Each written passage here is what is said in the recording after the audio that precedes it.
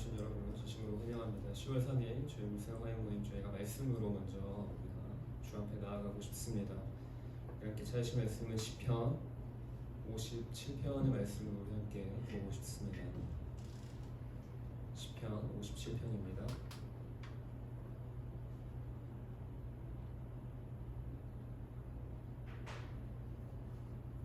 시편 57편 7절 한 절만 우리 함께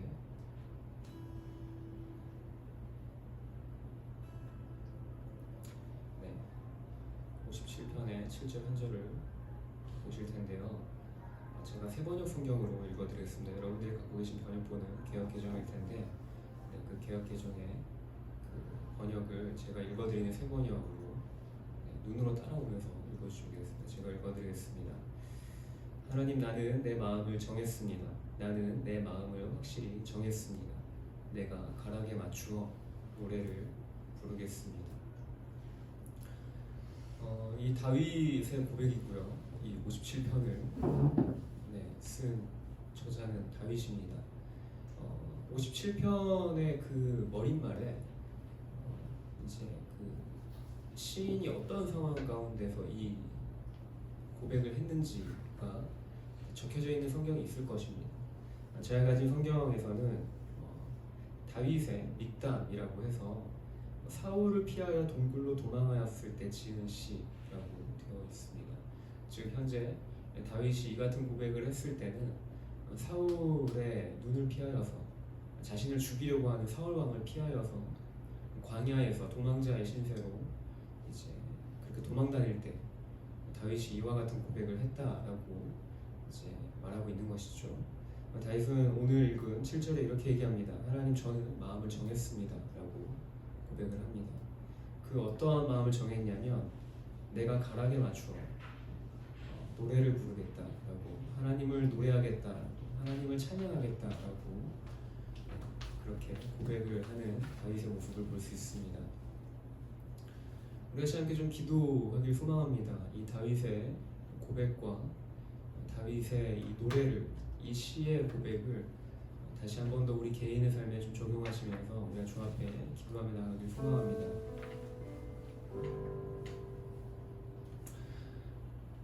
다윗은 자신의 어떤 상황 가운데 눈에 보여지는 환경이나 상황에 조금 도 변화가 없고, 도대체 언제까지 내가 이 도망자의 생활을 해야 할지 소망이 없는 그러한 상황과 환경 안에서도 다윗은 의지를 들여서 주 앞에 고백을 합니다. 주님, 제가 주님을 노래하겠습니다. 주님, 제가 주님을 찬양합니다 라고 이야기하고 있고 고백을 하고 있는 것이죠.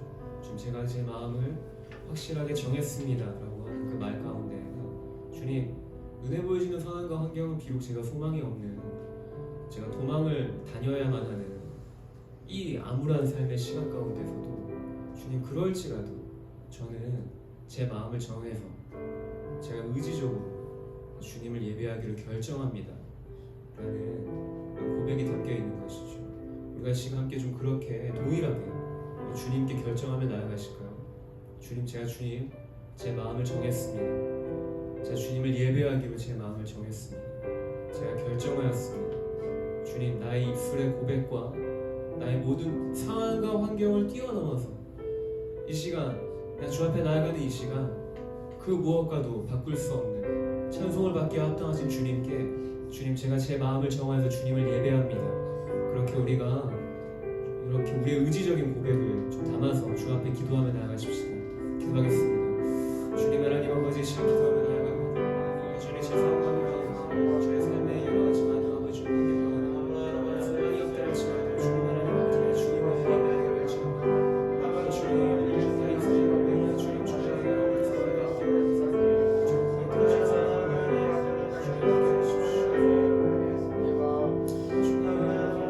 주님, 주님께서 나의 모든 노래의 이유가 되십니다. 주님,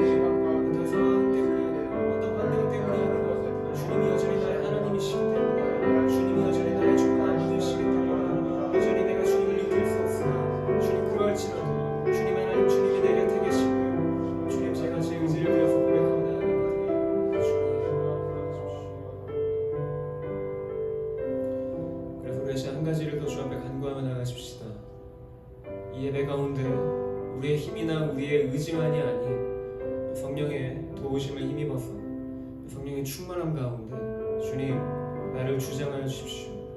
나를 인도하여 주십시오. 주님 곁으로 더 가까이 나아가도록 성령 하나님 아버지의 그 도우심과 충만히 그 임재하시는 그 주님의 그 임재 안에 내가 거하여 살아갈 수 있도록 주님을 내가 갈망하며 소망하며 나아가는 시간 되어지도록 성령 하나님 이 시간 가운데 우리가 더불어 함께 해주십시오. 그렇게 우리 성령님을 구하시면서 함께 기도하며 나아가십시다. 기도하겠습니다. 성령 하나님 주님 우리 가운데 함께 해주십시오. 내 마음을 다스려 주십시오. 내 마음을 주장해 주십시오. 주의 말을 약속해서 나의 모든 생각 가운데 나의 모든 마음 가운데 좌정하시고 아버지 임재하셔서 주님이 주님 나를 이끄시는데도 내가 주님 하나님 아버지 내 용감하게 반응하며 나아가도록 성령님 아버지 함께 해주십시오. 주님 나의 마음의 주인이 나의 감정의 주인이 나의 생각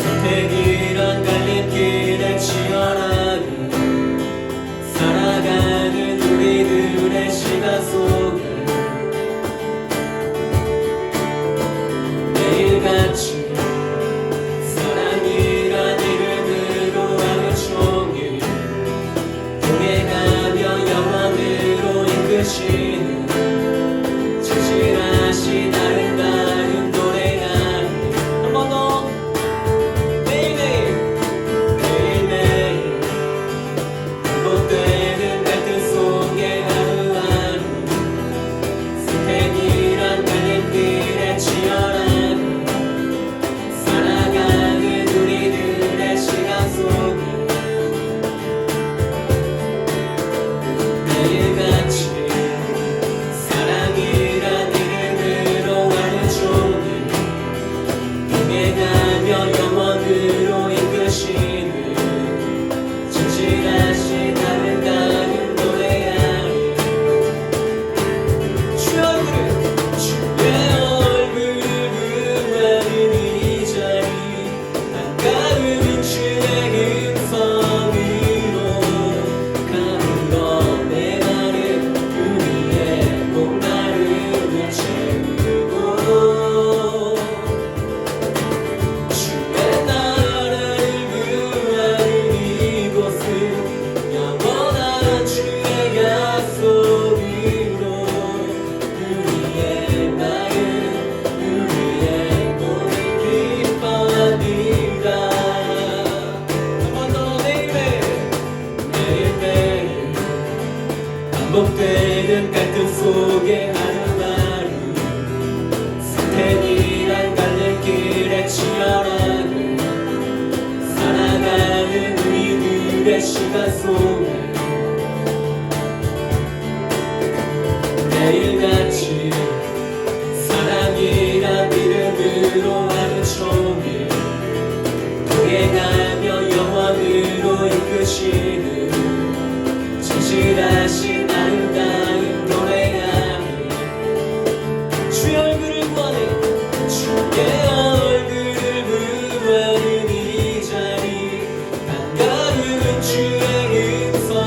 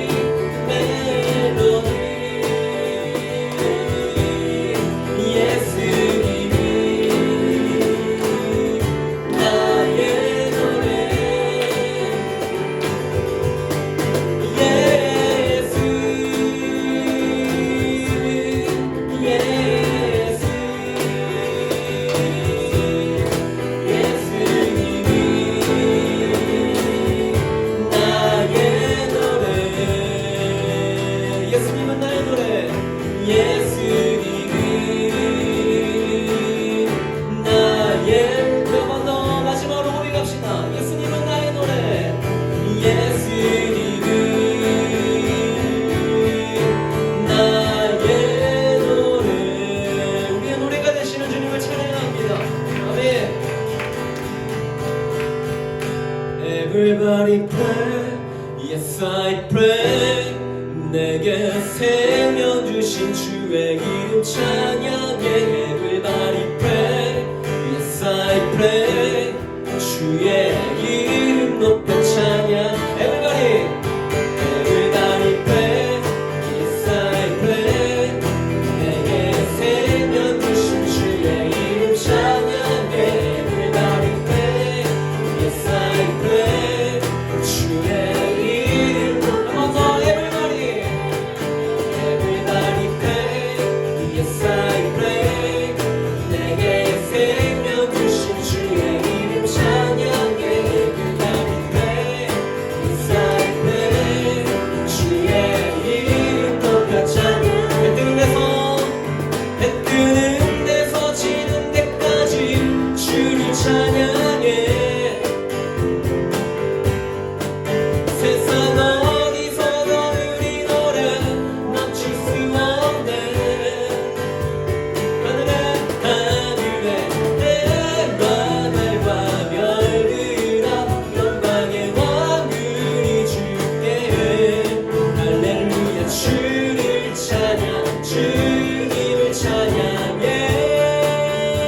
Everybody Everybody pray Yes I pray 내게 생명 주신 주의 이름 찬양해 Everybody pray Yes I pray 주의 이름 한번 더 Everybody Everybody pray Yes I pray 내게 생명 주신 주의 이름 찬양해 Everybody pray Yes I pray 주의 이름 높여 찬양해 해 뜨는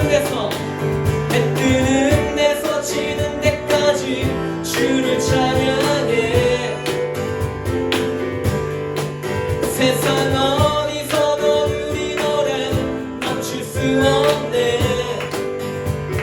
하늘에 해와 달과 별들아 영광의 왕을 주께 할렐루야 주를 찬양 주님을 찬양해 Everybody Everybody pray Yes I pray 내게 생명 주신 주의 이름 찬양해 Everybody pray Yes I pray 주의 이름 높여 한번 더 Everybody Everybody pray Yes I pray 내게 생명 주신 주의 이름 찬양해 Everybody pray Yes I pray 주의 이름 높여 주의 이름 높여 주의 이름 높여 한번 더 주의 이름 높여 주의 이름 높여 찬양 왜 찬양의 이유가 되시는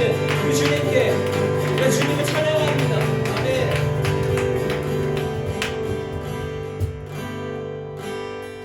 Everybody pray Yes I pray 내게 생명 주신 주의 이름 찬양 Everybody pray Yes I pray 주의 이름 높여 찬양 Everybody Everybody pray Yes I pray 내게 생명 주신 주의 이름 찬양해 Everybody pray Yes I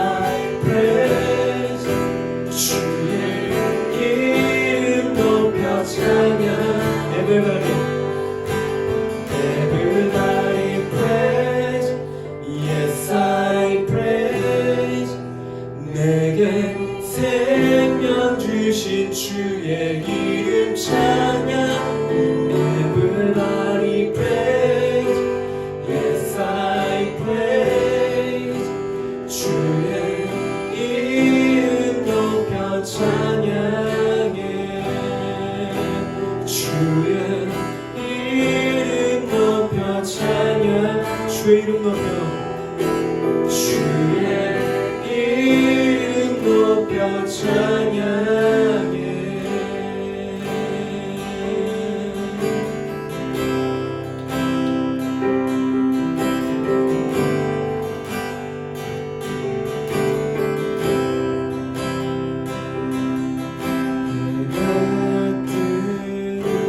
새같이 맑았네. 이제 다시 주님 찬양. 무슨 일이나 어떤 일이 내게 놓여도 저녁이 올 땐 나는 노래해. 해가 뜨는 새 아침 빨간 날. 이제 다시 주님 찬양. 무슨 일이나 어떤 일이 내게 놓여도 저녁이 올 때 나는 노래해.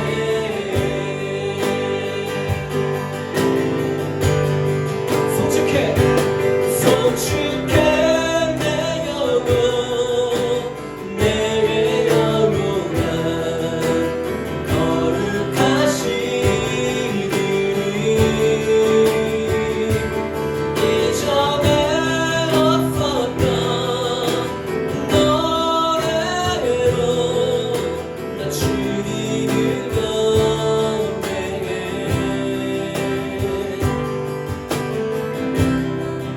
노하기를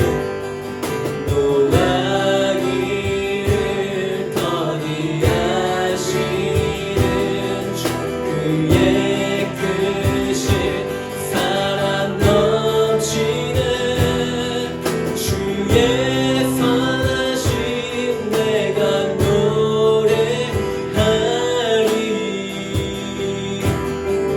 수많은 이유로 난 노래해.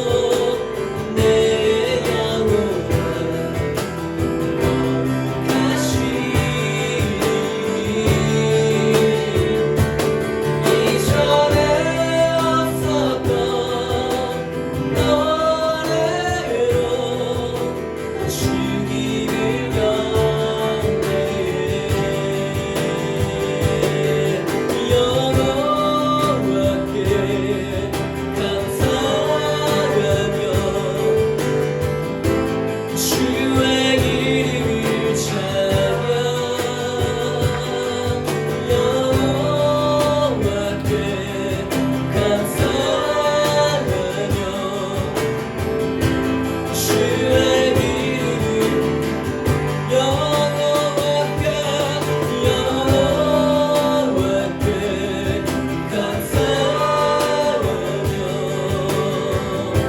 주의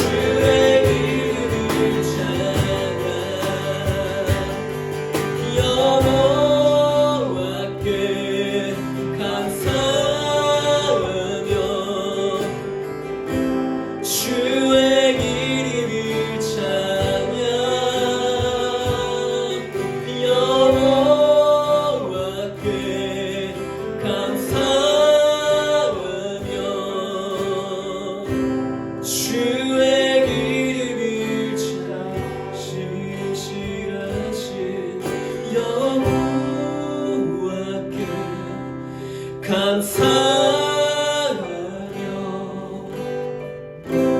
주의 이름을 찬양 영원하신 여호와께 감사하며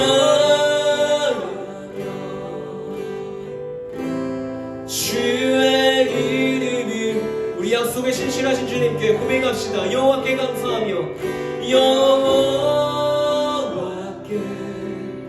감사하며 주의 이름을 찬양 여호와께 감사하며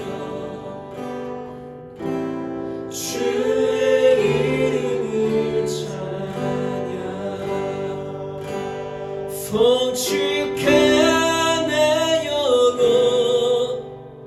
내 영혼아 거룩하신 이름 이전에 없었던 노래로 나 주님을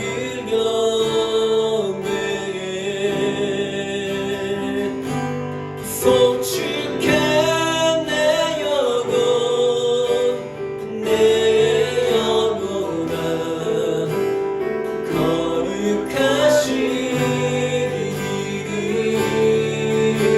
이름 이전에 없었던 노래로 나 주님을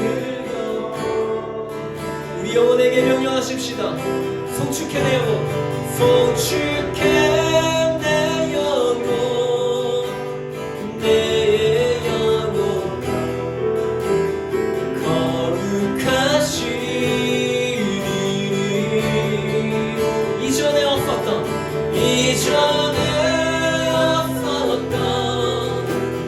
노래로 주님을 경배해 송축해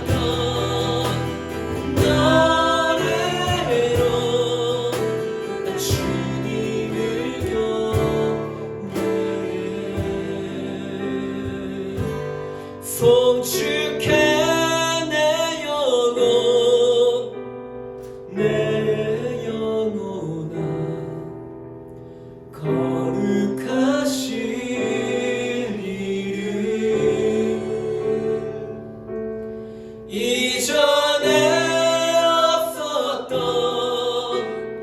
너네로 나 주님을 경배해.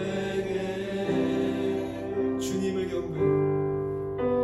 나 주님을 경배해.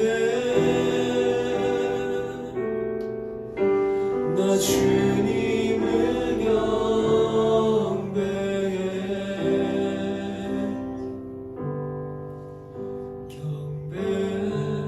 경배하리 주 하나님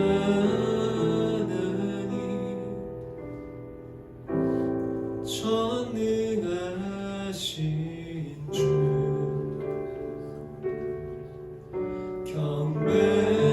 경배하리 평화의 왕 주를 사랑한. 한 번 더 경배하리. 경배하리 주 하나님 전능하신 주. 경배하리 평화의 왕 주를 사랑하니. 찬양하세. 찬양하세.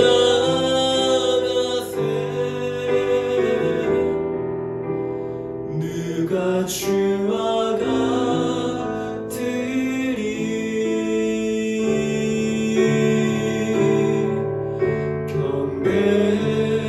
경배하리 주 하나님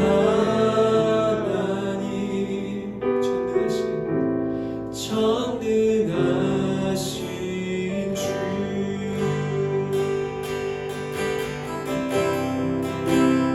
경배하리 주 하나님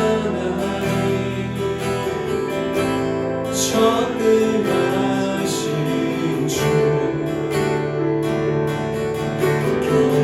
경배하리 평화의 왕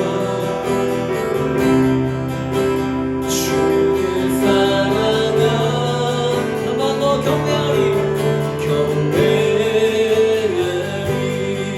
주 하나님 전능하신 주. 경배하리 평화의 왕 주를 사랑하니.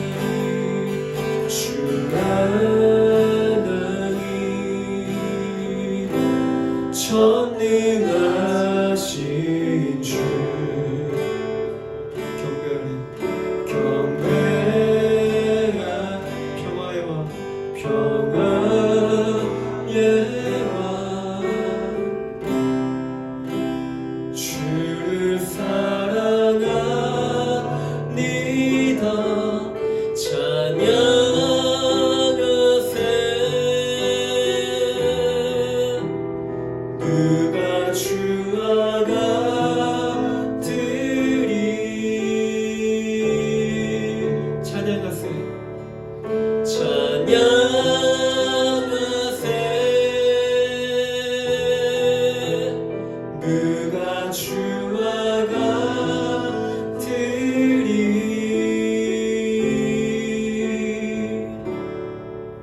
경배하리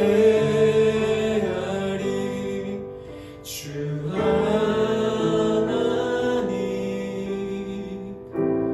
전능하신 주 경배하리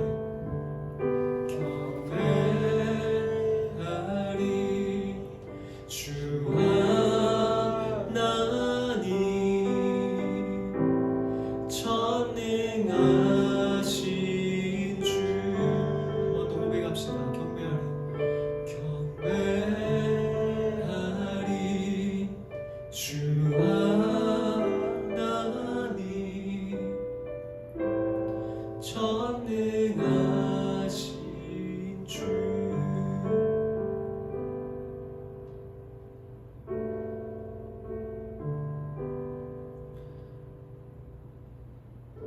함께 기도하실까요? 여러분 믿으십니까? 우리 하나님은 전능하신 분이십니다. 우리가 어떤 상황과 환경을 통과해 나아갈지라도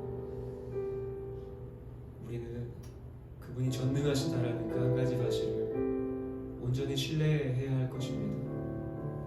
때론 내 삶 가운데 그 전능하심을 다 경험하지 못하는 순간에 있다 할지라도 그래도 우리는 주님을 신뢰해야 할 것입니다. 제가 예배 인도를 하면서 다윗의 예를 들었는데요. 다윗이 사울에게 그렇게 수십 년간 쫓기면서 광야의 도망자의 신세로 그렇게 살아가는 그 삶의 시간 동안에 다윗은 이렇게 고백합니다. 주님, 제가 언제까지 어느 때까지 이러한 삶의 시간을 보내야만 합니까? 그래도 다윗은 마음을 정하여서 주님께 이렇게 고백하죠. 주님, 제가 그래도 내가 주님을 예배하겠습니다. 내가 주님을 찬송하겠습니다. 주님이 나의 머리를 드시는 자이십니다. 나의 모든 수치를 벗기시고 나의 모든 것을, 나의 눈물을 주님께서 친히 닦아주시고 다시금 나를 온전하게 세워주실 날을 내가 기대하고 기다립니다라고 우리가 그 다윗의 그 온전한 신뢰를 다시 한번 우리 개인의 삶에 좀 적용하시면서 나아가지 않으시겠습니까? 여러분의 각각의 그 어떤 상황과 환경 안에 혹 주님께 매달리고 있거나 혹 주님께 간구하고 있거나 혹은 눈에 보여지는 상황과 환경 안에 여전히 변화되어지지 않는 것 같은 소망 없음 가운데 있다 할지라도 주님, 그래도 내가 주님이 내 삶 가운데 전능하신 분으로 함께 하시는 것을 내가 신뢰합니다.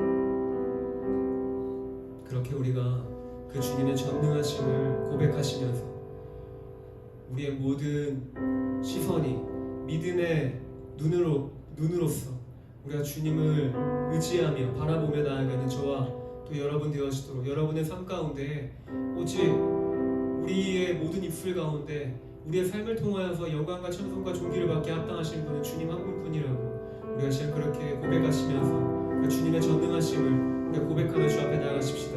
기도하겠습니다. 주님 하나님 아버지, 주님 나의 삶 가운데 주님만이 아버지 주님 의지할 유일한 분이십니다. 주님만이 아버지 주님 나의 머리를 드시는 분이십니다.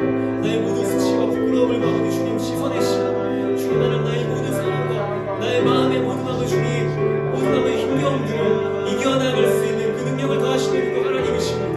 주님 하나님 아버지, 내가 그 주님을 찬양합니다. 아버지 주님, 눈에 보이시는 상황과 환경은 여전히 메마르고 내가 광야를 통과하고 지나간다 할지라도 주님, 그럴지라도 주님 하나님, 내가 주님의 그 아버지 전능하심을 내가 신뢰하며 나아갑니다. 주님 하나님, 나의 믿음을 아버지 주님께서 종합한 주님, 내가 아버지 주님 주 앞에 고백하며 나아갈 수 있도록 주님 나를 붙잡아 주십시오. 아버지 주님 하나님 아버지께서 나의 모든 시선이, 나의 모든 마음이 주님께로만 향할 수 있도록 주님 하나님 나를 붙잡으시고 나를 도와주십시오. 주님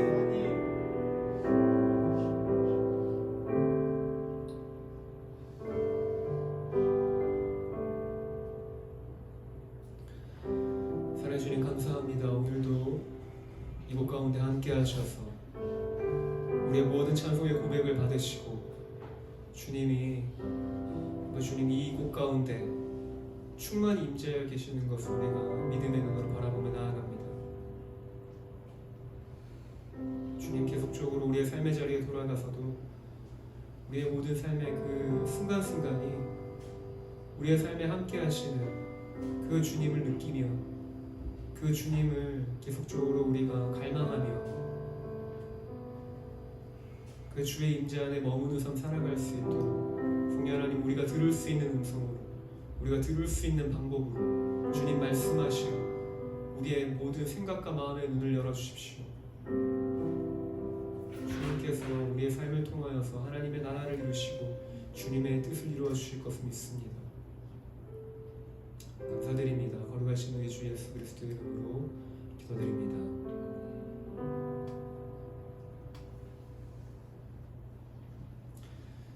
네, 특별한 광고가 있나요?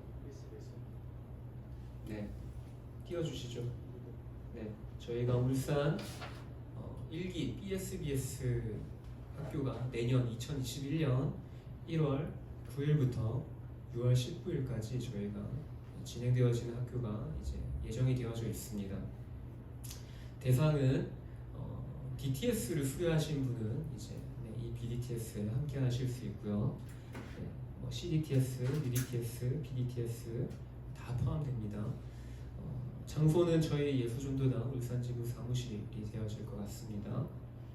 회비는 저희가 155만원, 여기에는 이제 입학금 60만원이 포함이 되어 있고요. 네, 자세한 것들은 지금 화면에 나오는 이 번호로 문의를 주시거나 아니면 그 아래에 있는 제 번호로 문의를 주시면 더욱더 자세하게 훈련에 대해서 안내해 드리도록 하겠습니다. 네, 그 밖에 다른 광고가 없죠? 네, 감사합니다. 그 밖에 혹시 다른 광고가 문의점이 있으시다면 동일하게 여기 안내되어진 번호로 문의를 해주시면 또 친절하게 저희가 안내해 드리도록 하겠습니다. 이 시간 말씀을 듣는 시간 저희가 갖고 싶습니다.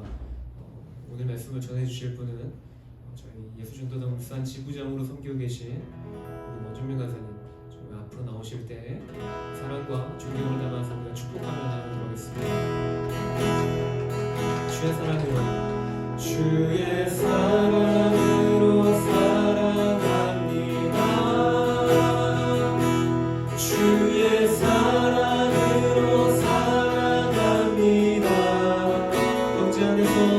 영제 안에서 주의 영광을 보내 주의 사랑으로 사랑합니다. 우리가 시간 말씀을 듣는 저희와 말씀을 전하는 자를 위해서 우리 함께 좀 기도하며 나가기를 소망합니다. 말씀을 전하는 우리 종명 간사님 가운데 성령의 기름 부으심으로 함께 하시도록 말씀을 듣는 우리의 가운데에도 주님, 우리가 열린 마음으로 또 이 시간 가운데 주 앞에 나아가는 시간 되어지도록 전하는 자와 듣는 우리 모두를 위해서 함께 중보하며 나아가도록 하겠습니다. 기도하겠습니다.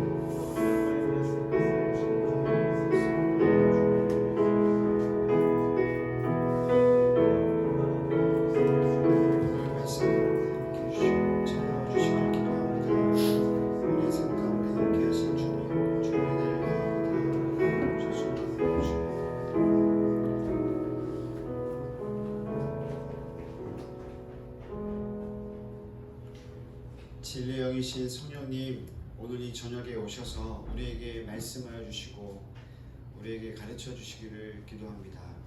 인격적이신 성령님, 우리가 때로는 주 앞에 반응하고 싶어도 우리가 주 앞에 정직하게 반응하지 못할 때가 있음을 또 인정합니다. 주님, 오늘 말씀을 함께하는 이 시간 가운데 우리에게 찾아와 주시고 우리에게 가르쳐 주시기를 기도합니다. 예수님의 이름으로 기도합니다. 아멘. 아멘. 네. 말씀에 앞서 광고 여러 가지 해주셨는데요. 우리 또 한 가지 광고가 있는데, 우리 11월 8일부터 11월 22일까지 저희 힌두인들을 위한 15일 기도 운동이 있습니다. 이 15일 기도운동은 우리 연초에 했던 무슬림을 위한 기도운동과 좀 동일하게 세계의 많은 퍼센트에 해당되는 우리 힌두인들을 위해서 이들이 주님께 돌아오도록 하기 위한 15일 동안 기도운동입니다. 특별히 이 기간을 정한 이유는 이제 힌두인들도 빛의 축제라고 해가지고 이 기간에 축제 같은 기간을 보내게 되는데요. 우리가 이 시간이죠. 11월 8일부터 22일까지 같이 기도하면 좋겠는데요. 특별히 울산집을 포함한 전국에 있는 예술단에서 이 책자를 판매하고 있는데요. 책자 판매 목적이 중요한 게 아니라 매일마다 함께 기도하는 시간을 갖기 위함이거든요. 그래서 올해로 3번째 한 기도운동인데 여러분 동참해 주시고 책이 한 권당 1,500원이거든요. 아메리카노 커피값보다 좀 싸기 때문에 함께 동참해 주시고 또 울산집의 이 책을 좀 통해서 구입하기 원하시는 분들은 문의해 주시면 저희가 친절하게 안내해 드리도록 하겠습니다.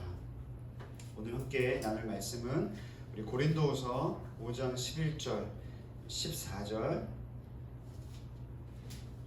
그리고 20절 말씀 세 구절을 각각 좀 떨어져 있지만 함께 읽어보면 좋겠습니다. 고린도후서 5장 11절, 14절, 20절 말씀입니다. 네, 우리 함께 이어서 한번 이 세 구절을 한번 읽어보면 좋겠습니다. 11절부터 시작. 우리는 주의 두려우심을 알므로 사람들을 권면하거니와 우리가 하나님 앞에 알려졌으니 또 너희의 양심에도 알려지기를 바라노라. 14절입니다. 그리스도의 사랑이 우리를 강권하신도다. 우리가 생각하는데 한 사람이 모든 사람을 대신하여 죽었은즉 모든 사람이 죽은 것이라. 마지막 20절이고요. 시작. 그러므로 우리가 그리스도를 대신하여 사신이 되어 하나님이 우리를 통하여 너희를 권면하신 것 같이 그리스도를 대신하여 간청하노니 너희는 하나님과 화목하라. 아멘. 벌써부터 말씀인데 부담되신 분 있죠. 부담 갖지 마시고요. 함께 말씀 앞에 우리가 우리 삶을 돌아보면 좋겠고, 저도 말씀을 준비하면서 물론 이제 말씀을 이렇게 준비하게 된 계기가 최근에 이제 고린도 전후서 말씀을 배웠기도 했고 제 삶을 좀 보면서 하나님께 기도했을 때 좀 생각나게 하셨던 구절인데 함께 나누면 좋겠습니다. 오늘 제목을 붙이기를 오해 가운데 취해야 할 태도 그리고 붙잡아야 할 것 이런 제목으로 있는데 항상 제목과 말씀이 따로 노는 경우가 있는데 편하게 들으시면 좋겠습니다. 지난주도 들어보니까 제목을 괜히 말했다 싶을 정도가 있는데 네, 우리가 말씀을 함께 나누고 교제하는 가운데 주님을 기억하면 좋겠습니다. 아내와 함께 사역을 한다거나 다른 용무로 인해서 외출할 경우가 종종 있습니다. 그럴 때면 저희 부부는 저희 집에 아이가 3명 있는데 첫째와 둘째는 이제 집에 두고 막내만 데리고 다닐 때가 많이 있는데요. 그런데 이제 첫째 저희 아이들이 기숙학교에 들어간 이후로는 둘째 딸만 집에 둘 수가 없기 때문에 막내를 또 집에 두고, 그러니까 둘째와 막내를 집에 두고 다니는 경우가 많이 있습니다. 특별히 올해는 그런데요. 집에 돌아오면 다양한 흔적을 보게 됩니다.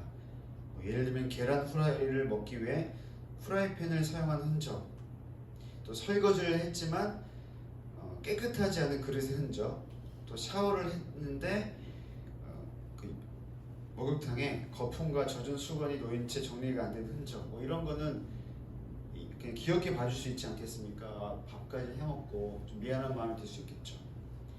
부모를 돕겠다며 한 기특한 일이었지만 실제로는 사실 큰 도움이 되지는 않죠. 다시 저희 정리를 해야 되니까.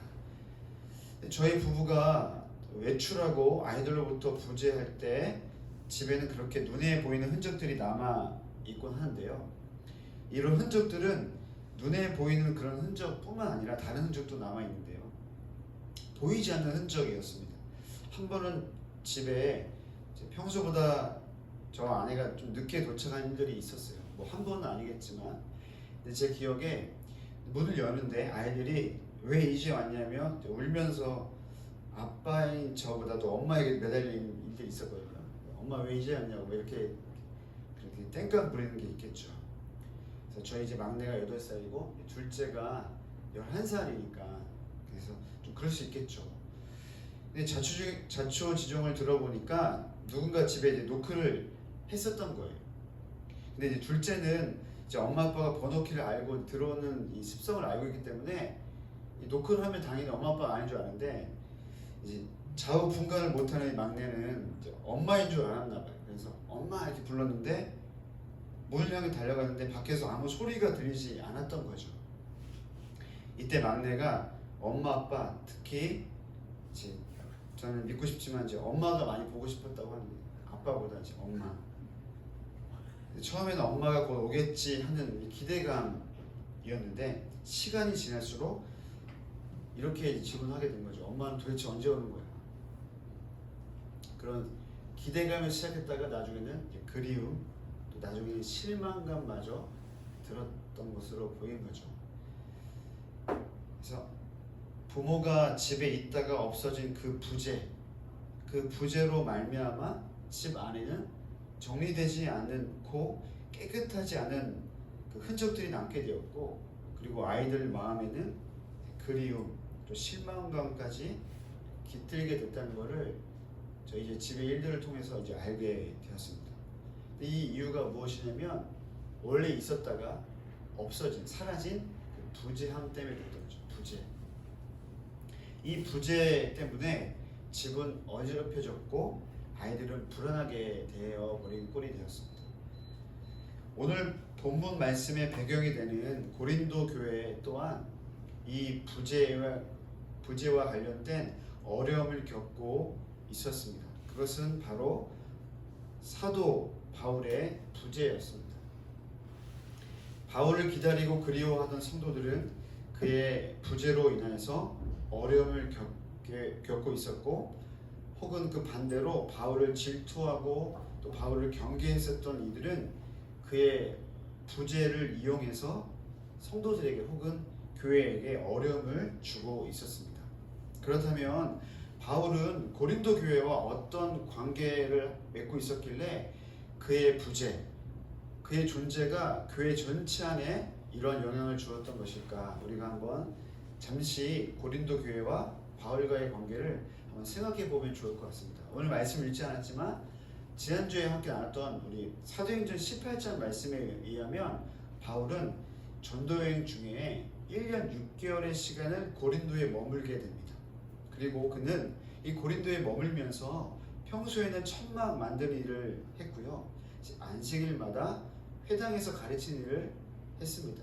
그러던 중에 유대인들이 바울을 대적하는 일이 있게 되죠. 그래서 그를 법정에 세우게 되고요, 바울은 이 법정에서 풀려났지만 여전히 유대인들의 이 바울을 향한 이 핍박, 이 기세는 아주 꺾이지가 않게 되었습니다. 그래서 여러 날 머물다가 결국 바울은 고린도를 떠나게 됩니다. 이 바울이 고린도를 떠난 이후 이 바울에게 들려온 소식이 어떤 것이었냐면 이 고린도 교회의 문제와 바울 자신에 대한 오해였던 거죠. 고린도 교회의 가장 큰 문제는 성도들 간의 많은 말과 지식으로 나뉘어져 있는 부분, 이 분쟁에 관련된 부분이었습니다. 이러한 분쟁의 모습은 고린도 지역 안에 있었던 결혼 혹은 우상의 제물을 다루는 것, 그리고 교회에서의 생활, 또 부활에 대한 어떤 논쟁, 또 구제 헌금 등의 여러 어떤 모습에 두루 퍼져 있었는데요, 고린도 교회 성도들 중 일부는 바울이 전한 가르침대로 살지 않았던 거죠. 바울이 전한 대로. 바울이 이제 그 교회의 설립 목사와도 같은 존재였는데요. 그래서 그들은 스스로 예수님 믿는 자라고 말을 했지만 고린도 지역에 믿지 않는 사람들처럼 말하고 행동했고, 또 그의 사상을 영향받아서 교회 안에 성도들을 그렇게 대했던 것입니다. 그래서 고린도 교회 성도들은 몇몇 성도들의 잘못된 신앙을 보면서 어떤 걸 느꼈을까요? 바울이 있으면 좋았을 텐데, 이 바울의 부재를 느낄 수밖에 없었던 것입니다. 그래서 바울은 이 부분을 바로 잡기 위해서 자신이 전한 복음을 바로 세우기 위해서 또 사역자들에 대한 이야기를 정확히 하기 위해서 편지를 쓰게 되는데요, 이런 내용을 담고 있는 것이 바로 고린도 전서에 해당되는 거죠. 그리고 바울에게 들려온 고린도 교회의 두 번째 어떤 소식, 안타까운 소식은 무엇이었냐면 바로 바울 자신에 대한 오해였습니다. 바울에 대한 오해는 그가 사도 직분을 갖고 있는 것에 대한 오해였고요. 특별히 재정에 대한 오해였습니다. 그가 사례를 받는 것에 대한, 받지 않는 것에 대한, 그리고 헌금을 사용에 대한 오해였습니다. 이 부분을 중점적으로 다루고 있는 그 내용이 오늘 본문에 해당하고 있는 고린도후서 내용입니다. 특별히 고린도후서가 기록된 이 편지가 쓰여진 시기는 바울이 고린도를 두 번째 방문하고 난 그 뒤였기 때문에 고린도후서 말씀은 어떻게 보면은 바울이 더 실제적으로 고린도 성도들을 향해서 쓰고 있는 내용이라 할 수 있는 거겠죠. 한번 보고 왔으니까. 고린도전서는 들었던 거를 가지고 답하는 내용이었다면 고린도후서는 한번 방문하고 나서 다시 그것을 이야기하고 있는 내용이기 때문에 그렇습니다. 그래서 여러분 고린도전서나 고린도후서나 공통점은 뭐냐면 이 편지를 받는 사람들이 바로 고린도 교회의 성도들이라는 거예요. 또한 편지를 작성한 장소가 여러분 이 둘 다 고린도 지역이 아니었습니다. 한 곳은 에베소였고 한 곳은 마게도니아 지역이었죠. 근데 무엇보다 여러분 두 편지의 공통적인 특징이 있었는데요. 그것은 무엇이냐면 이 바울이 이 편지를 쓸 수밖에 없었던 이유에 해당되는데요. 그것은 바로 그의 부재, 바울이 부재함으로 말미암아 이 고린도 교회에 발생한 어려움, 그리고 바울이 전한 복음에 대한 이 오해, 이것 때문에 편지를 쓰게 되었다라고 이야기하고 있는 것입니다. 제가 말씀 초반에 이야기했듯이 저희 아이들은 저와 저희 아내의 부재함으로 말미암아 어려움을 겪었다고 말씀드렸습니다. 엄마 아빠가 늦게 올 거라는 말은 들었죠. 저는 얘기했거든요. 저 아이들한테 8살의 말을 알아듣잖아요. 그렇죠? 엄마 그래서 맨날 나갈 때까지 아이가 물어보는 거죠. 특별히 막내가 언제 와? 분명히 시간까지 알려줬는데 시계도 볼 줄 알거든요. 하지만 저희 아이들이 생각할 때 약속했던 시간에 부모가 엄마 아빠가 오지 않는 것을 보고 그리고 그런 느낌에 보호자 없이 이 둘만 있는 자기와 자기 동생만 있는 이 상황이 무서워서 부모님의 말을 잠시 까먹었던 거죠. 알고 있는데 여러분 고린도 교회 성도들 또한 바울이 전한 복음을 기억했을 거예요. 근데 바울이 눈에 보이지 않고 그 부재함이 길어진 까닭에 그 교회와 또 그 교회 성도들에게 아마 어려움이 찾아왔던 것으로 보입니다. 바울은 이 부분을 잘 알고 있었고 그래서 4번의 편지와 3번의 방문을 할 정도로 이 오해를 풀기 위해 최선을 다한 것을 우리가 알 수 있습니다. 바울이 왜 이렇게 최선을 다했냐면 우리가 뭐 다 다를 수는 없지만 바울은 자신이 오해받는 것 때문에 어려운 게 아니라 자신이 오해받으러 말미암아 자신이 전한 복음, 즉 예수 그리스도에 대한 오해까지 이어질 수 있다는 그 걱정 때문에, 그 염려 때문에 이 오해를 풀고 있었다는 것입니다. 여러분, 우리가 인생을 살다 보면 오해를 받을 때가 있습니다. 사소한 오해도 어려운데 특별히 나는 아무 잘못이 없는데 억울한 오해를 받는 경우에는 우리가 받는 그 스트레스는 상당하다고 할 수 있을 것 같습니다. 또한 내가 그 장소에 없을 때, 또 내가 그 사람들과 없을 때 뒤에서 나를 험담하거나 평가할 때면 우리는 분명히 화가 나는 것은 당연할 것 같습니다. 그래서 보통의 사람들은 자신의 존재와 관련하여 그것을 가지고 평가하거나 혹은 나를 오해한다고 여겨질 때 어떻게 합니까? 보통의 경우는 어떻게 하죠? 관계하지 않습니다. 저도 너무 자주 말했기 때문에 여러분 쓸 수 있는 예화가 없기 때문에 이해하고 계십시오. 제가 오해받았을 때, 제가 중학교 때 선생님을 욕했다라고 하는 그 오해를 받았을 때 제 첫 번째 반응은 그냥 모든 관계를 이렇게 단절하는 거였어요. 그래서 제가 선택했던 단절은 뭐냐면 저희 집에서 중학교까지의 거리가 불과 1분, 2분도 안 됐거든요. 뛰면 몇 초도 안 걸리는데 제 시작은 뭐냐면 나는 중학교 운동장을 가지 않을 거야. 이런 단절이었어요. 저처럼 어떤 분들 이렇게 뭔가 오해를 받거나 뭔가 나의 존재에 대해서 부정하다고 느껴질 때, 억울함을 당할 때 우리가 어떤 집단이나 어떤 사람 혹은 장소로부터 우리 자신을 분리시키려 하는 경우를 볼 수 있습니다. 제가 울산에서 섬겼던 교회에서 있었던 일인데요. 여러분 교회에서도 이런 일이 일어날 수도 있을 것 같은데, 저희 교회에서 신앙생활을 잘하던 교회 청년이 있었는데, 제가 교회 생활을 마치고 들려온 소식에 의하면 이 청년이 교회를 안 나간다는 거예요. 안 온다는 거예요. 이 청년이 또 뭐 직임이 중요한 건 아니지만 정말 성실하게 신앙생활을 했거든요. 그리고 교회에서 청년부 회장할 정도로 너무나 수고했고 방송실에서 열심히 수고했던 청년인데 교회를 안 온다는 그 소식에 너무 걱정이 됐죠. 교회를 섬기지는 않지만. 그래서 제가 따로 만날 일이 있게 됐습니다. 그래서 그 청년을 만나서 그 이야기를 다 들어봤는데, 제가 예상했던 것처럼 교회에 대한 어려움이 있었던 거예요. 그것이 쌓였었고, 그래서 이것을 풀리지 못한 그 까닭에 교회를 떠나는 아쉬운 결정을 했던 것이죠. 근데 더 안타까운 무엇이냐면, 그 청년이 교회를 나갔을 때 교회가 그 청년을 바라보는 오해 또한 컸다는 거예요. 서로 다른 오해를 갖고 있었던 거죠. 아직까지도 그 오해는 풀리지 않았고, 또 풀 수 있는 기회를 주지 않고 그 청년이나 그 교회 모두 서로 그런 반응을 보였다는 것을 통해 저는 개인적으로 너무나 아쉬움을 갖고 있게 되었습니다. 여러분, 우리의 인생에도 뜻하지 않은 오해를 받을 때가 있겠죠.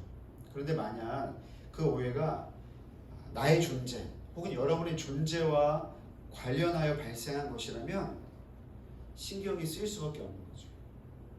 고린도 교회와 바울은 관계적으로 볼 때 오해가 참 많았던 것처럼 보입니다. 그런 점에서 볼 때 우리는 오늘 바울이 고린도 교회를 대하는 이 모습을 통해 우리의 삶을 돌아볼 수도 있을 것 같습니다. 우리가 어떻게 해야 될까?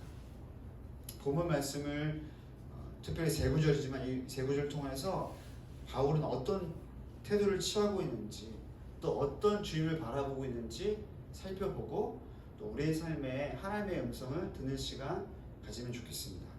우리 11절 말씀에 의하면 여러분 바울이 어떻게 이야기하고 있을까요? 특별히 고린도서 이 말씀은 우리가 알고 있는 것처럼 고린도 교회 성도들에게 했던 이야기지 않습니까? 특별히 바울이 어렵게 하는, 근심하게 하는 자들을 향해서 특별히 하는 내용인데, 11절에 보니까 이런 표현이 있어요. 우리는 주의 두려우심을 알므로 라고 말하고 있습니다. 바울이 우리에게 권하고 있는 건 뭐냐면 주님을 알라고 권하고 있는 거예요. 그럼 어떤 주님을 알라고 이야기하고 있을까요?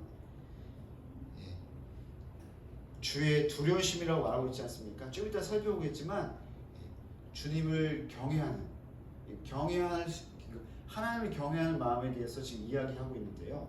특별히 여러분 11절에 한글 성경에는 번역이 안 되어 있는, 빠져 있는 원문에만 있는 헬러 표현이 있는데, 그건 어떤 거냐면 번역하면 그러므로라는 표현이에요. 그러므로라고 표현하는 헬러 접속사 운이란 단어다. 운. 그러니까 그러므로 우리는 이라는 표현이 되는 거죠. 그러면 이 그러므로는 이 단어가 뜻하는 건 뭐냐면 앞에 나와 있는 말씀을 지금 받고 있는 거예요. 연결되고 있는 거죠. 그래서 그러므로 우리는, 나 바울은 주의 두려우심을 안다라고 고백하는 거예요.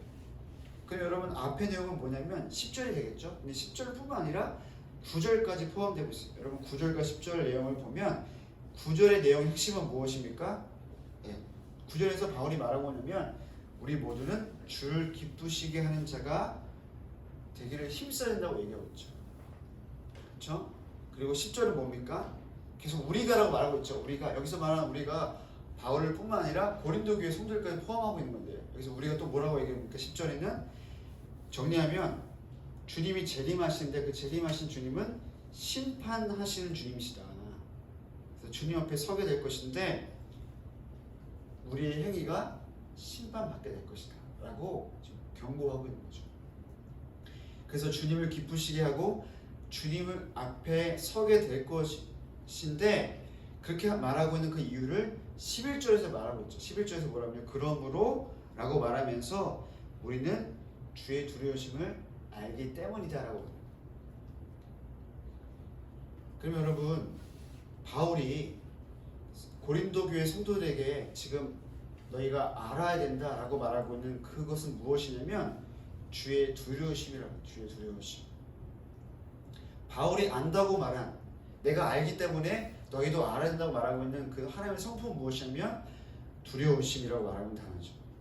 이 두려우심에 해당되는 헬라의 원어의 의미는 뭐냐면 여러분이 잘 아는 공포 혹은 두려움, 영어로 말하는 fear, 이런 의미가 아니라 어떤 거냐면 존경심을 전제로 한 경외함을 의미합니다.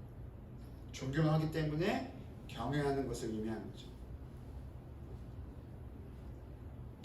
바울은 지금 심판자로 오시는 예수 그리스도를 향해서 모든 성도들이 마땅히 가져야 하는 그 태도로 경건한 두려움, 경건한 긴장감을 가지라고 이야기하고 있는 것입니다. 이 경건한 긴장감은 언제 가질 수 있다고 얘기하고 있냐면 10절에 나와 있는 내용처럼 다시 오시는 재림의 그 주님을 향한 기대감을 가질 때 가질 수 있다라고 이야기하고 있어요. 그런데 이 두려우심 앞에 수식하는 표현이 있는데요. 주의라고 나와 있죠. 주의. 그냥 두려우심이 아니라 주의 두려우심이라고 말하고 있죠.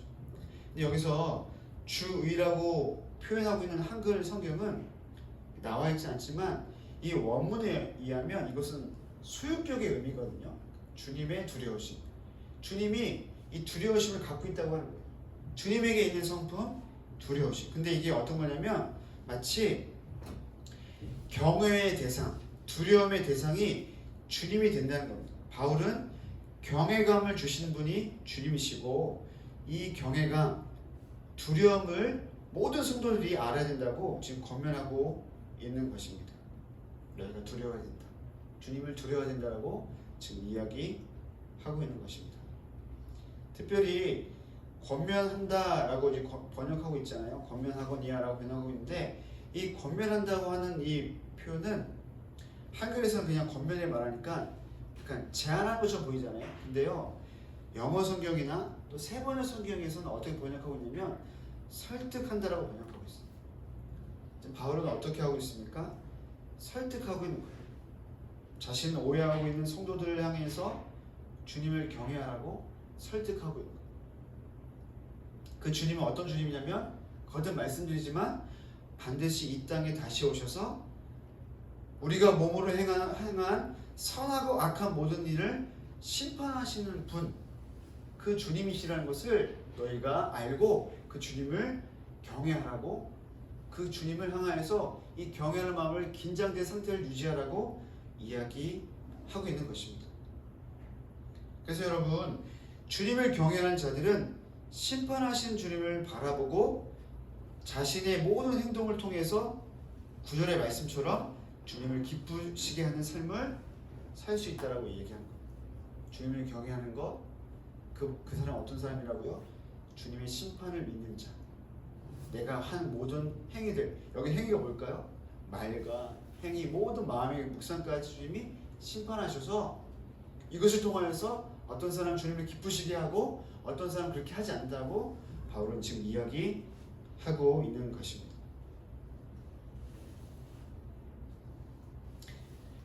바울이 이렇게 하나님을 경외할 것을 설득한 다음에 11절에 뒤에 나와 있는 하반절에서 이어서 말합니다. 우리가 하나님 앞에 알려졌으니 또 너희의 양심에도 알려지기를 바라노라 라고 말합니다. 바란다라고 한 내용은 그렇게 요청한다, 그렇게 되기를 소망한다, 희망한다는 뜻을 갖고 있어요. 앞에는 설득했다면 뒤에는 약간 꼬리를 좀 내리면서 설득을 얘기하는 거죠.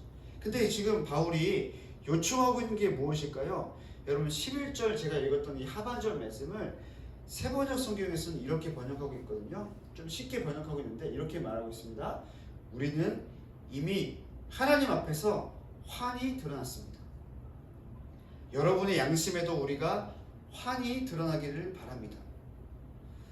바울이 이야기해요. 우리가 하나님 앞에서 환히 드러났다. 그러니까 너 양심에도 환히 드러나기를 바란다고 이야기합니다. 그럼 여러분, 무엇이 환히 드러난 것일까요? 환히 드러난 것은 무엇이냐면, 그것은 말씀드리지만 10절의 내용인 거예요. 10절의 내용 말하고 있는 것처럼 각각 선악간에 그 몸으로 행한 것, 바울이 행한 것. 바울은 지금 눈에 자주 부재한 것처럼 보이지만, 그래서 그것 때문에 너희가 어려워서 힘들었고 나 때문에 오해하고 내가 말한 것 때문에 이거 가지고 서로 분쟁하고 하지만, 주님은 내가 하는 모든 것을 알고 계신다는 거죠. 나는 모든 행위를 심판하시는 그 주님을 알고 있기 때문에 내 모습은 눈에 보이지 않는 것처럼 부재하지 않았고 다 드러난다고 지금 이야기하고 있어요. 그래서 여러분, 새 번역이 아닌 공동 번역에서는요, 지금 환히 드러났다는 표현을 어떻게 말하고 있냐면, 하나님께서는 우리가 어떤 사람들인지 잘 알고 계신다라고 말하고 있어요. 환히 드러났다, 잘 알고 있다, 똑같은 개념이지 않겠습니까? 바울이 이렇게 확신 있게 얘기하는 거예요. 그는 자신의 모든 행위가 하나님 앞에 알려진 것처럼 고린도 교회 성도들에게 주님이 아시는 것처럼 너희도 내 모습을 좀 알아줬으면 좋겠다라고 바란다라고 이야기하고 있어요. 여기서 우리가 주목할 표현이 있는데, 그것은 무엇이냐면 양심이라는 단어예요. 양심. 여러분이 알고 있는 양심의 의미와 사실 비슷해요. 그런데 우리가 알고 있는 양심의 의미가 무엇일까요? 여러분 알고 계시죠? 무엇이죠? 뭐 이런 거죠. 도덕적인 의식. 그렇죠. 여기서도 공통적으로 갖고 있는 지각, 이런 것을 의미하는데요. 여기서 양심을 의미하는 헬러 단어가 시네이 데시스라고 하는데요. 이 단어는 아까 제가 말씀드렸던 것처럼 도덕적 의식을 의미하지만, 이 단어가 유래하기까지 담고 있는 또 다른 의미가 있는데, 그것은 무엇이냐면 완전히 보고 이해하다, 비밀이 알다는 뜻을 갖고 있는 단어에서 유래했다는 거예요. 그러니까 무슨 의미입니까? 양심이라는 거는 그냥 보고 끝나는 게 아니라 유심히 보고, 그리고 완전히 볼 때까지, 이해할 때까지 거쳐지지 않는 거예요. 바울이 이 단어를 사용하면서 이 단어가 의미하는 의미가 무엇일까요? 고린도 성도들에게 말하는 거죠. 나를 오해하고 모함하는 이들이 말한 대로 보지 말아달라는 거예요. 너희가 눈에 보는 대로, 너희가 들은 대로 그렇게 너희가 나랑 대면하기도 했고, 혹은 대면하지 못한 성도들이 있을 텐데, 너희가 들은 대로 나를 판단하지 말아달라고 이야기하는 거죠. 좀 제대로 완전히 보고 이해해 주길 바라는데, 그것을 양심이라고 말하면서 고린도 성도들에게 이렇게 말하는 겁니다. 생각하는 대로 보지 말고 심판하시는 주님을 두려워하는 바울, 성도된 바울로 나를 봐주기를 부탁하고 있는 거죠. 그래서 양심이라는 단어를 쓰고, 왜냐하면 그 양심은 바울에게도 있고 성도들에게도 있기 때문에, 너에게 있는 그 양심, 나에게 있는 양심이 있는데 우리가 그 양심으로 너가 나를 봤으면 좋겠다라고 말하고 있습니다. 여러분, 저와 여러분에게도 이 양심이 있지 않습니까? 그렇죠? 있죠? 있을 거예요. 이 양심은 우리가 행한 모든 것, 즉 선과 악을 심판하시는 주님을 경외하는 마음이에요. 우리는 눈에 보이는 것뿐만 아니라 보이지 않는 것까지 심판하시는 그 주님을 알고 있고 믿고 있습니다. 그렇다면 여러분, 우리는 오해를 받은 상황에 대해, 혹은 오해를 받은 사람들을 대함에 있어서 오늘 지금 바울이 11절에서 말하고 있는 이 바울의 권면에 귀를 기울일 필요가 있는 것이죠. 눈에 보이는 대로 판단하지 말라는 것입니다. 모든 행위를 선으로 했는지 악으로 했는지 이것을 아시는 분은 심판하신 주님이라는 거예요. 주님을 경외함으로, 주님을 두려워함으로 바울은 고린도 성도들에게, 또 고린도 교회는 바울을 서로를 대하라고 지금 이야기하고 있는 것입니다. 이 말씀 묵상해 보면 여기서 중요한 것은 무엇일까요, 여러분? 우리가 다 내용은 이해했는데 무엇이냐면, 심판은 주님이 하시는 것이기 때문에 좀 더 이해하고 완전히 보기 전까지 부재했다 할지라도 오해받을 만한 상황이 충분할지라도 그렇게 판단하지 말라고 이야기하는 거죠. 11절에 이어서 14절 말씀을 보면요, 관계적인 어려움 앞에 있던 바울이, 오해를 받았던 바울이 취하고 있던 두 번째 모습을 설명하고 있습니다. 그가 14절에서 우리에게 이야기해주는 메시지는 무엇인지 말씀 14절 말씀 한번 읽어보겠습니다. 시작. 우리를 강권하신도다. 우리가 생각하건대 한 사람이 모든 사람을 대신하여 죽었은즉 모든 사람이 죽은 것이라. 여러분, 이 말씀에서 바울은 그가 자신을 버리고 오직 하나님과 고린도 성도들을 위하여 그가 살 수밖에 없는 이유는, 그가 복음을 전하고 있는 이유, 그가 다시 펜을 들어서 편지를 쓰는 이유, 다시 숨지 않고 그 숱한 오해 가운데 그 오해를 뚫고 계속 방문하려고 하고 계속 만나려고 하는 까닭은 무엇이냐면 그리스도의 사랑 때문이라고 이야기하고 있습니다. 그리스도의 사랑은요, 우리가 아는 것처럼 하나님의 독생자이신 예수 그리스도께서 온 인류의 죄를 구속하시기 위해서, 사하시기 위해서 성육신하신 사랑을 의미합니다. 그 사랑은 십자가를 지심으로, 아니 십자가를 통과하심으로 하나님과 인간 사이에 있는 막혀진 담을 화보시기 위해서 이 화해를 위한 화목제물이 되신 헌신적인, 희생적인 사랑을 의미하는 것입니다. 또한 동시에 그리스도를 통해서 나타난 하나님 아버지의 사랑을 의미하는 것입니다. 이 사랑을 바울이 이야기하면서 왜 이런 사랑을 이야기했을까요? 바울은 자신을 둘러싼 오해를 고린도 교회의 사람들처럼 화려한 언변, 말발로 풀려하지 않고 있는 겁니다. 대신 실제적인 분명한 사실을 전하고 있는 겁니다. 무엇입니까? 그것은 바로 예수 그리스도의 사랑을 이야기하고 있는 것입니다. 이건 실제 사건이었거든요. 한 사람이 모든 사람을 대신하여 죽은 것, 이 사랑. 예수 그리스도께서 인류의 죄를 대속하시기 위해서 십자가상에서 실제로 죽으시고 당하신 이 예수님의 그 사랑을 지금 바울은 이야기하고 있는 것입니다. 여러분, 예수님께서 인류의 죄를 대속하시기 위해서 십자가상에서 보이신 것은 무엇이냐면 희생제물로 바쳐진 것입니다. 여러분, 그런데요, 하나님의 아들이신 예수님께서 그 영광의 그 보좌를 내어놓고 이 땅에 대신 죽으시는, 이 죄를 해결하시는 대속의 제물로 오신 것을 모든 사람들이 알지 못했어요. 아니요, 부분만 알지 않습니까? 그 알지 못하는 사람들까지 주님께서 그들을 위하여서 죽으셨다고 말하고 있는 것입니다. 심지어 바울 또한 다메섹에서 회심하기 전까지는 그 또한 이 주님의 사랑을 알지 못했던 자들 중에 한 사람이었던 거죠.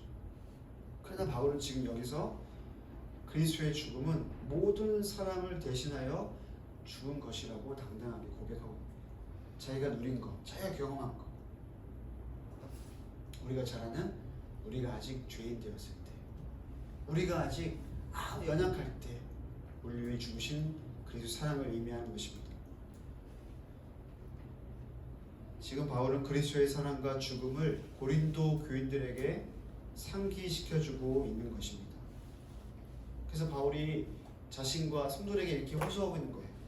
나와 너희가 어떻게 살아야 할 것인지, 나와 너희가 관계적으로 어려운 가운데 있고, 또 너희가 다 나를 오해하는 건 아니지만 나를 가지고 판단하고 나를 이용해서 그렇게 공격하고 있는 이 사람들을 향하여서 그리스도의 사랑으로 살 것에 대해서 도전하고 있는 것입니다. 그래서 14절에 어떻게 얘기합니까? 강권하신다라고 얘기합니다. 여기서 강권하신도다라고 하는 이 표현은 단권의 의미가 그것이 사로잡는다, 그것이 붙든다는 뜻을 갖고 있습니다. 무슨 얘기입니까? 그리스도의 사랑이 나 바울을 붙들고 있다. 그리스도의 사랑이 죽음을 통과한 사랑이 내가 미처 깨닫지 못했을 때 나에게 오신 그 사랑, 놀라운 사랑이 나를 붙잡고 있다라고 이야기하고 있습니다. 이는 바울이 고린도 교회를 향하여서 수고하고 있는 이 헌신적인 이 모습이 인간적인 노력에 근거한 것이 아니라 그리스도의 놀라운 사랑에 의해서 불가항력적으로 그렇게 될 수밖에 없다고 이야기하고 있는 것입니다. 그래서 오해를 받아도 어려움을 겪어도 좀 억울해도 바울은 이 사랑으로 인해서 다시 내가 지금 너에게 편지도 쓰고 화해의 제스처를 내밀고 있다라고 이야기하고 있는 것입니다. 여러분, 그리고 나서 20절의 내용을 보면요, 바울이 이 내용을 담으면서 20절 말씀을 이야기하지 않습니까? 우리 한번 20절 한번 읽어볼까요? 읽어보겠습니다. 시작. 그리스도를 대신하여 사신이 되어 하나님이 우리를 통하여 너희를 권면하신 것 같이 그리스도를 대신하여 간청하노니 너희는 하나님과 화목하라. 여러분, 이 20절의 말씀의 내용은 사실 어떤 내용과 연관되어 있냐면 11절에서 말하는 주의 두려우심을 알라고 말하는 바울의 권면에 마지막에 해당되는 부분이에요. 주의 두려우심을 아는 너희들이여, 너희는 하나님과 화목해야 된다. 여러분, 이 화목이 뜻하는 게 무슨 의미일까요? 교환하다는 의미예요. 하나님이 하나님과 화목하라는 뭐냐면 하나님과 교환하라는 거죠. 하나님과 섞이라는 의미고, 너의 상처, 너의 어려, 너의 분함, 너의 억울함들, 또 바울은 그가 겪은 어려움 무엇이었습니까? 그의 부재로 말미암아 그가 들었던 수많은 어떤 말들. 여러분도 제가 설교 초반에 말했지만 우리가 가장 많이 상처받는 게 무엇입니까? 우리의 말 때문에, 나에 대한 평가 때문에. 나는 그러려고 한 것도 아니고 내가 수고하여서 전한 복음이고 내가 어떻게 눈물로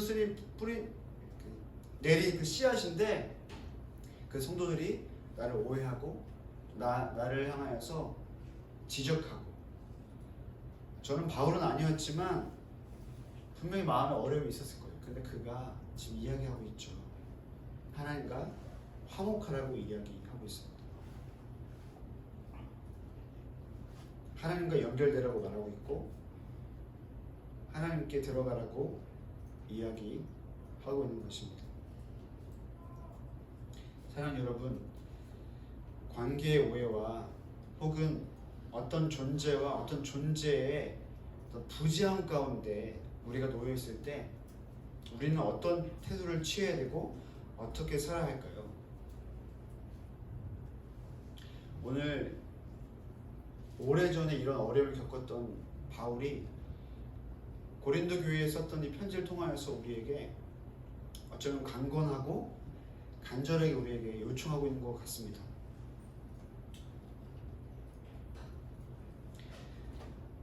오해와 어려움 앞에 심판하신 주님을 경외하고 또 구속의 사랑으로 우리에게 다가오신 주님을 붙들라고 우리에게 권면하고 있는 것입니다.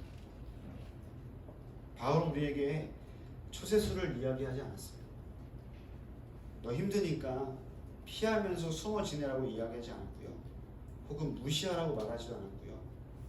주님께 억울함을 표현하고 그냥 치유받아라고 이렇게 이야기하지 않고 있습니다.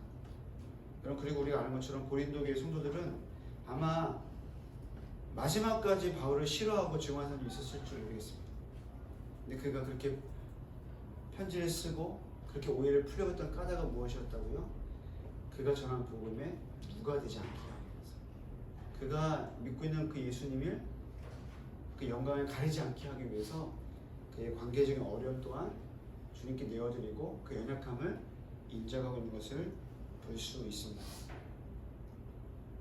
말씀을 준비하면서 그런 생각했어요.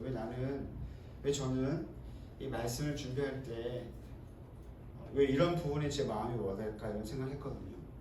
저도 연약함이 있는 사람이기 때문에 또 제 안에 어떤 오해를 받을 때 항상 긴장하고 그리고 그 긴장을 주는 그 사람들을 똑바로 쳐다보지 못하는 제 모습도 알고 있거든요. 연약함으로 따지자면 고린도서에 우리 읽지 않았지만 12장에도 보면 바울은 자신에게 육체의 가시가 있는 것은 주님이 나를 교만하지 않게 함이라고 고백하면서 계속 연약함을 드러내거든요. 그래서 내가 사도된 것을 확인할 수 있는 건 뭐냐면 오래 참음이라고 이야기하고 있죠.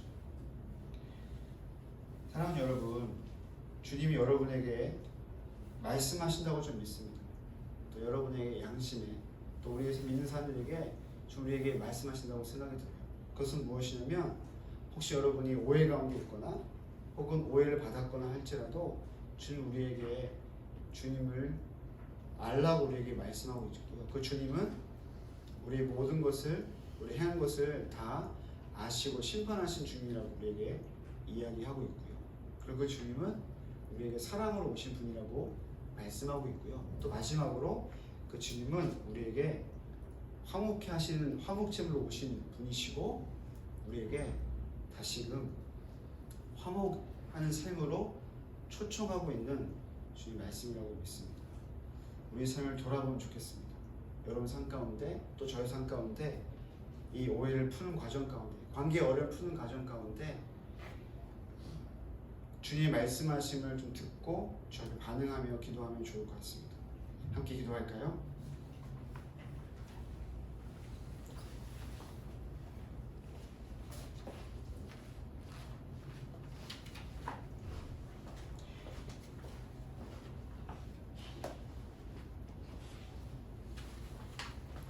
예수님을 믿게 될 때 오는 은혜 중에 은혜가 무엇일까요? 그것은 예수님께서 보이신 사랑처럼 예수님 믿는 사람들에게 그런 삶의 열매가 맺힌다는 것이죠. 우린 그런 소식을 들을 때마다 굉장히 기쁘고 설레이고 우리도 도전을 받을 때가 있습니다. 최근에 저도 이런 예수님의 삶을 본받아서 삶 가운데 놀라운 변화를 경험한 어떤 지인의 어떤 삶의 간증을 들었는데요. 이분은 오래전에 자신의 친딸과 관계 어려움 때문에 연락을 끊고 지냈다가 최근에 다시 연락을 취하게 되고 다시 만나는 은혜를 경험했다고 합니다. 근데 그분이 이제 저한테 간증하시기를 딸은 바뀐 게 없고 자신이 바뀌었다고 이야기하더라고요.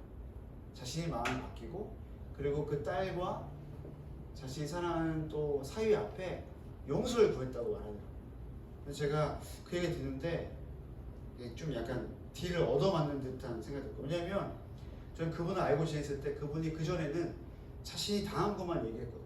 어려운 것 얘기했고 그리고 속상한 것도 얘기했고 그러면서 항상 기도했던 거예요. 근데 그가 그 시간을 통과하면서 고백하기를 자신에게 뭐가 문제가 있겠었겠어요. 그렇죠? 그 문제 저울로 따진다고 하면 어쩌면 저는 다 판단할 수 없겠지만 비슷하거나 혹은 좀 약간 차이가 있지 않겠습니까? 근데 그 모든 것을 뚫고 이 관계가 화목하게 되고 회복될 수 있었던 비결은 무엇이냐면 누가 누구한테 갔기 때문에 그런 거죠. 모든 오해를 뚫고 모든 어려움을 뚫고 서로가 서로에게 고백하기 시작할 때 모든 화목의 일들은 일어난다고 이야기하고 있습니다. 저는 오늘 굉장히 쉬운 얘기를 복잡하게 얘기했는데요. 제가 하고 싶었던 얘기는 그런 겁니다. 화목하게 지내시라는 거예요. 왜냐면 그것을 하지 않을 때 우리 삶 가운데 그냥 살 수는 있지만 주님의 영광이 가려지고 우리 삶 가운데 막힘이 있다는 것이죠. 여러분은 어떠신지 모르겠습니다. 저는 관계가 어려우면 푸는 스타일이긴 한데요. 예전에는 그냥 저를 위해서 푼다고 생각했거든요. 근데 고린도서 말씀을 읽을수록 고린도전서 말씀을 읽을수록 그게 무슨 의미인지 알 것 같아요. 왜냐면 좀 억울하거든요. 때로는. 근데 주님은 어땠을까 생각해보는 거예요. 주님은 나의 죄를 담당하시기 위해서 나의 수치를 담당하기 위해서 나의 모든 것을 담당하시기 위해서 화목제물이 되실 수 있다. 어땠을까? 주님이 우리에게 오신 사랑은 이 모든 억울함을 동반한 사랑이었죠. 하시지 않았는데 하시기로 결정한 사랑. 나이를 먹을수록 자꾸만 내가 원하는 사람들과 만나고 싶어하는 경우가 많이 있어요. 그리고 간사로 산다고 말하는 사람들이 존경하는 것처럼 보이지만 사실 저도 알거든요. 내가 지금 제한적인지, 내가 그리스도의 사랑 가운데 이것을 정말 살려고 애쓰고 살고 있는지 아닌지, 그리고 뿐만 아니라 나와 함께하는 사람들한테 그래서 도전하며 살고 있는지, 괜찮아 이 정도까지만 해라고 말하고 있는지, 아니면 그래도 우리가 포기하면 안 되라고 말하고 있는지, 제가 좀 반성하는 시간을 가졌던 것 같아요. 그러면서 저도 이런 생각이 드는 거죠. 나도 좋은 사람이면 좋겠다. 그냥 무던하게 갔으면 좋겠다. 근데 마치 11절의 말씀처럼 제 양심에서 막 불타는 것 같아요. 그러면 안 된다는 것은, 그게 우리에게 오신 주님의 사랑이 아니라는 것은. 사랑하는 여러분, 우리는 바울을 만난 적은 없지만 오늘 말씀을 통하여서 주님을 경외함으로, 주님의 사랑을 다시 한번 기억함으로 우리의 삶에 일어난 오해와 관련된 문제라든지 혹은 어떤 부분이든지 주 앞에 반응하면 좋겠습니다. 그리고 한 가지라도, 그것이 무엇이라도 여러분에게 호소하시는 주님의 사랑으로 살아가시기를 간절히 원합니다. 여러분의 생각대로, 여러분의 해석대로 살아가지 마세요. 주님의 사랑으로 살아가세요. 주님의 사랑으로 도전하시고 멈추지 마시고 당당하게 살아가시면 좋겠습니다. 진짜 기도할 때 주님께 힘을 구하십시오. 바울이 얘기했던 것처럼 주님, 우리도 주님을 경외함으로 살게 해주십시오. 그리스도의 사랑으로 살게 해주십시오. 화목하게 하시는 주님의 그 말씀으로 우리가 포기하지 않도록 주님 우리를 붙들어 주시고 멈춰있지 않도록, 말로만 하지 않도록 우리의 삶에 실제적인 변화가 있을 수 있도록 움직이도록 주님을 강하게 도전하시도록 간절히 구하면서 기도하시겠습니다. 기도하겠습니다.